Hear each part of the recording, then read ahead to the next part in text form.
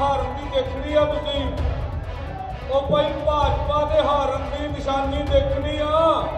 कुरुक्षेत्र के पिपली में रविवार को संयुक्त किसान मोर्चा और किसान मजदूर मोर्चा के बैनर तले आयोजित किसान महापंचायत ने हरियाणा की राजनीति में एक नया मोड़ लाकर खड़ा कर दिया है। इस महापंचायत में किसानों ने एकजुट होकर आगामी हरियाणा विधानसभा चुनाव में भारतीय जनता पार्टी को हराने का संकल्प लिया है। किसानों की प्रमुख मांगों में सबसे ज्यादा समर्थन मूल्य, एमएसपी की कानूनी गारंटी सहित कई अन्य मुद्दे शामिल हैं, जिनके लिए वो लंबे समय से संघर्ष कर रहे हैं। इन मांगों को लेकर दोनों किसान संगठनों ने सरकार पर दबाव बनाने के उद्देश्य से दिल्ली चलो मार्च की शुरुआत की।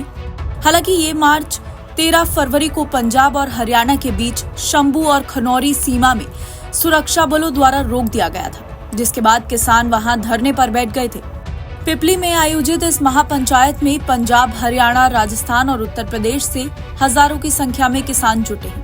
किसानों ने अपने संघर्ष को और तेज करने के लिए 3 अक्टूबर को रेल रोको आंदोलन का भी ऐलान किया है, जो राष्ट्रीय स्तर पर होने वाला है। महापंचायत में किसानों ने हरियाणा की बीजेपी सरकार पर किसानों के प्रति दमनकारी नीतियों और बल प्रयोग के आरोप भी लगाए हैं। किसान नेता सरवन सिंह पंडेर ने सभा को संबोधित करते हुए कहा कि अब समय आ गया है कि हरियाणा के किसान बीजेपी सरकार के खिलाफ उठ खड़े हों और पिछले 10 वर्षों में किसानों पर हुए अत्याचारों का हिसाब लें। उन्होंने स्पष्ट रूप से कहा कि आगामी चुनावों में किसानों का उद्देश्य बीजेपी को हरियाणा से उखाड़ फेंकना है और इसका सीधा असर राज्य की राजनीतिक स्थिति पर पड़ेगा। अन्य प्रमुख किसान नेताओं जैसे जगजीत सिंह डल्लेवाल, मनजीत सिंह राय, जसविंदर सिंह लोंगवाल, सुरजीत सिंह फूल और अमरजीत सिंह मोहरी ने भी सभा को संबोधित किया और किसानों की एकजुटता पर जोर दिया। जब यहाँ फोर्स लगी हुई थी तो हर हरियाणा के किसान मजदूर के घर जाके नोटिस लगता था। बोलते थे पासपोर्ट बनने नहीं देते थे, बोलते थे आपकी घरों से घरवालियां उठा के ले जाएंगे, बोल रहे थे आपके सर्टिफिकेट रद्द कर देंगे। हम हरियाणा को सभी जो भाजपा ने जुल्म किए हैं वो याद करवाने आए हैं कि आप याद रखिएगा, किसान आंदोलन याद रखेगा। हमारा मकसद अपने किसान आंदोलन को मजबूत करना, आने वाले समय में तेज करना और आने वाली 3 अक्टूबर को यही दोनों मोर्चों की ओर से पूरे भारतवर्ष में रेलें जाम करी जाएंगी। हम आज के बाद हरियाणा वासियों को ये आह्वान करेंगे, जो हमारा कार्यक्रम है 2 घंटे का रेल रोको, उसको अधिक से अधिक कामयाब करना और पूरे देश भर में बड़ा करना है। जब तक मांगे मानी नहीं जाती तब तक आंदोलन हम लोग जारी रखेंगे।